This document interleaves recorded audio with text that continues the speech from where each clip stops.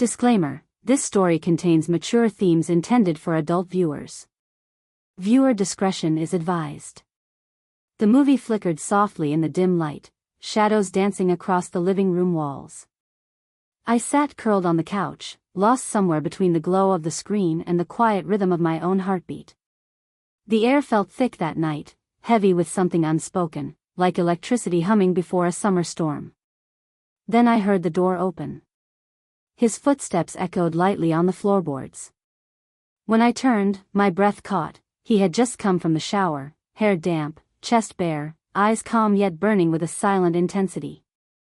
It wasn't just the sight of him, it was the way he looked at me, as though he'd stepped into the room already knowing the effect he had on me. My fingers fidgeted with the blanket, pretending to watch the movie, but every sense of mine was aware of him. The scent of his cologne drifted closer. The couch dipped slightly as he sat beside me, his presence pulling me in like gravity. Neither of us spoke. There was no need. The warmth of his skin brushed against mine, accidentally, or maybe not, and for a heartbeat, everything in the room seemed to stop. The sound of our breaths filled the silence, slow, shallow, expectant. His voice broke through at last, low and rough, the kind of tone that could make a simple sentence feel like a promise. And when he whispered what he wanted from me, something bold, unexpected, I didn't know whether to laugh, blush, or surrender to the moment that had been waiting all along. But before I could answer, he leaned in closer, and everything else faded away, the movie, the lights, even the space between us. That's where it began. The silence between us wasn't empty, it was alive. Every passing second stretched longer, softer, more dangerous. The movie still played, but neither of us was watching. His presence filled the room like warmth spreading through winter air, slow and irresistible. He leaned back against the couch, eyes never leaving mine. A single drop of water slid down from his hair, tracing a path across his neck, catching the faint light from the TV. Without thinking, I followed it with my eyes. And when he noticed, the corner of his lips lifted, half amusement, half something deeper.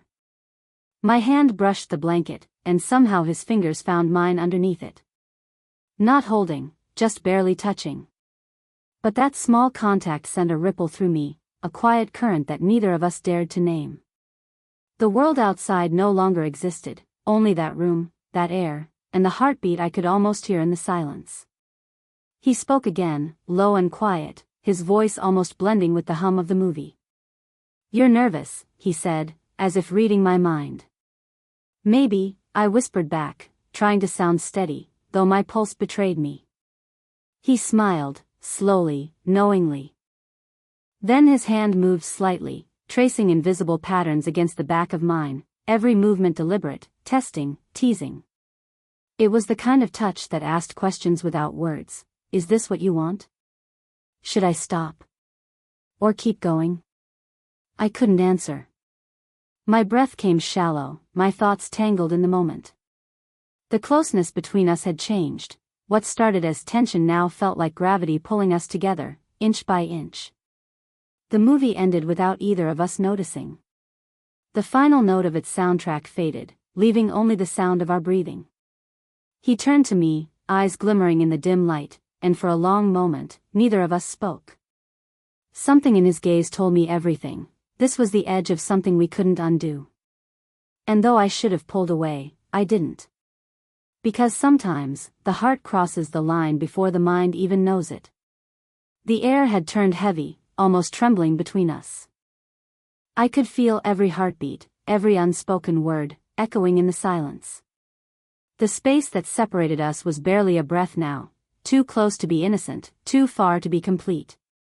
He looked at me the way one might look at a secret they were never supposed to know, carefully, hungrily, afraid of what might happen next. His hand moved, slow and uncertain, as if testing the air itself before finding the side of my arm. The warmth of his skin against mine sent shivers racing up my spine. Neither of us spoke. Words would have ruined it. It wasn't language holding us together anymore. It was the rhythm of our breathing, the pull of gravity, the soft hum of something ancient and undeniable. He leaned closer, close enough that I could feel the faint heat of his breath against my cheek. My eyes fluttered shut for a second, caught between wanting and restraint. I could smell the faint trace of his cologne, mixed with the freshness of rain still clinging to his skin. "Are you sure?" he murmured, the question half a whisper, half a plea. I didn't answer, because the truth was tangled somewhere between fear and desire. My fingers trembled where they rested on the couch, inches from his. The world outside faded into nothing, even the ticking clock felt too loud, too real. Then he leaned in closer still, so close that I could feel his heart beating, fast and uneven, matching my own. Our eyes met, locked, and time itself seemed to pause on the edge of something inevitable. It wasn't a kiss. It wasn't even a touch. But the air between us burned as if it had caught fire.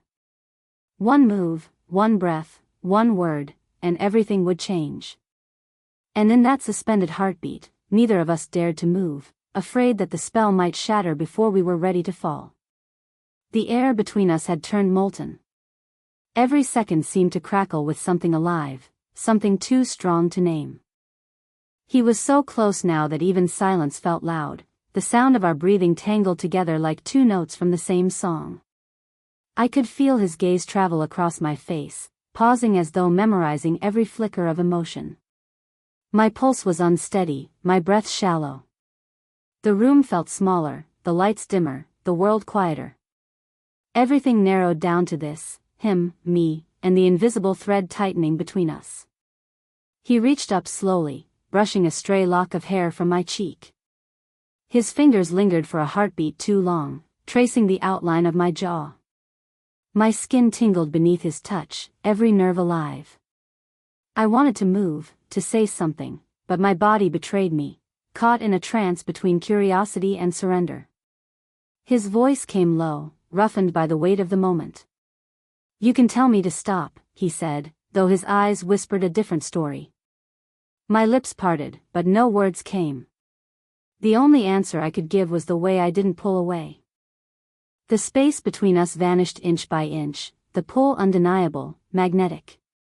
The TV's faint glow cast golden light across his shoulders, dancing shadows across his chest. His nearness was a storm waiting to break. Every breath, every flutter of movement brought us closer to the edge of something neither of us could undo. My heart thundered in my chest, begging for release, for a single choice to be made, but neither of us made it. We stayed there, suspended in that dangerous stillness, the whole world holding its breath around us. And in that quiet, trembling pause, I realized this wasn't just about touch or temptation, it was about everything we hadn't said, everything we'd been avoiding until this one impossible moment. Then he leaned in, not to claim, but to wait, his lips barely apart from mine. The air shivered. And that's where everything hung, one heartbeat away from forever. The room was trembling with silence. Our faces hovered close, breaths mingling, hearts hammering in reckless rhythm. One move, one sigh too loud, and everything would unravel. His eyes searched mine as though he was trying to read the truth hiding behind them, the truth that I wanted this, even though I knew I shouldn't. His hand rested at the edge of my shoulder, hesitant yet unable to pull away. The distance between us had vanished, what replaced it was something raw, dangerous, alive. And then, a sound shattered the moment. It was faint at first, the soft click of a door handle. My heart froze. We turned at once. The front door, which we thought was locked, creaked open just a few inches. Someone was there. For a heartbeat, no one breathed. The light from the hallway spilled into the room like an accusation. My pulse thundered in my ears as I tried to make sense of it. Who could it be at this hour? He stood, muscles tense, scanning the doorway. "Stay here," he whispered, his voice tight, protective. I could barely nod. The warmth of a moment ago had turned into heat of another kind, fear, confusion, the sharp sting of being caught between desire and danger. He stepped toward the door, slow and deliberate, his silhouette cutting across the glow of the TV. I could see the faint outline of movement outside, a shadow, hesitant, uncertain. The doorknob twitched once, then stopped.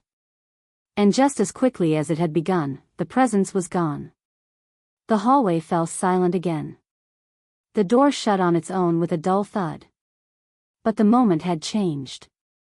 Something deeper had been stirred, something that made what we felt even more reckless, more uncontrollable. He turned back to me, chest rising and falling, eyes darker than before. "It's nothing," he said quietly. But his voice trembled, and I could tell it wasn't nothing. The adrenaline, the near exposure, the lingering heat, it all tangled together until I could barely tell where fear ended and want began. When he came back to the couch, he didn't sit beside me this time. He stood there, looking down, his expression unreadable, half fury, half longing. The kind of look that warns you and dares you all at once. I swallowed hard, realizing we had crossed into something far more dangerous than touch. Because now, the danger wasn't outside the door, it was inside us. And there was no turning back. The moment after the door shut, the world seemed to tilt. The quiet returned, but it was no longer calm, it pulsed with something wild and unstoppable. He stood there, chest heaving, eyes locked on me as if searching for answers I didn't yet have. "What was that?" I finally whispered. My voice trembled, half from fear, half from everything else I hadn't said. He hesitated, then moved closer, step by slow step, until the space between us was gone again. "It doesn't matter," he said softly. "Whoever it was, they're gone now." But the truth was, we weren't the same people who sat here moments ago. The interruption had changed everything, cracked something open that could never be closed again. The fear, the attraction, the danger, it all fused into one dizzying storm that neither of us could escape. He reached for me, not in hunger this time, but in something deeper. His hand found my face, trembling slightly as if even he didn't trust what he was about to do. "You should hate me for this," he murmured. "I don't," I breathed, and that was the truth that finally set the fire free. The tension snapped like a string stretched too tight. Everything that had been simmering between us, every glance, every breath, every denied moment, spilled into the air at once. It was raw, unguarded, beautiful in its chaos. But just as the moment reached its peak, just as it seemed nothing could stop what was coming, his phone buzzed. Once. Twice. Then again. He froze. The light from the screen illuminated his face, and the color drained from it. I saw it in his eyes before he spoke. "It's her," he whispered. The room went still. My stomach dropped. All the warmth vanished, replaced by a hollow chill that spread through me. His wife. The realization hit like thunder after lightning, sudden, fierce, and irreversible. And just like that, the world we'd built in shadows came crashing down under the weight of truth. The phone screen dimmed, but its echo lingered between us like smoke that refused to clear. Neither of us moved. The silence was no longer heavy with temptation, it was full of the ache of reality, the quiet reckoning that comes after a fire has burned too long. He set the phone down slowly, his expression unreadable. "I didn't mean for this to happen," he said, voice low, raw. I believed him. But that didn't make it hurt any less. Everything about this night, every look, every breath, every almost touch, was a secret that could never live in daylight. It was a world made of shadows, beautiful but impossible. I stood, my legs unsteady. The glow from the TV painted soft light across the room, making everything look dreamlike, like a memory forming before my eyes. He reached for me, but stopped halfway, his hand hanging in the air between us, trembling with what-ifs. "Don't," I whispered. "If you touch me again, I won't be able to forget." He froze, eyes full of something fierce and helpless. We both knew that some lines, once crossed, could never be redrawn. I walked toward the door, my pulse still echoing the rhythm of the moment we'd lost. The night air hit my skin, cool, honest, forgiving. For a second, I looked back. He was still standing there, framed in the light, caught between guilt and longing, a man haunted by the truth he could no longer hide. Our story hadn't ended in fire or ruin, it ended in restraint. But sometimes, that's the cruelest ending of all. Because though I left the house, I knew I was taking the heat of that night with me, burning quietly, secretly, endlessly. And deep down, I knew he would too.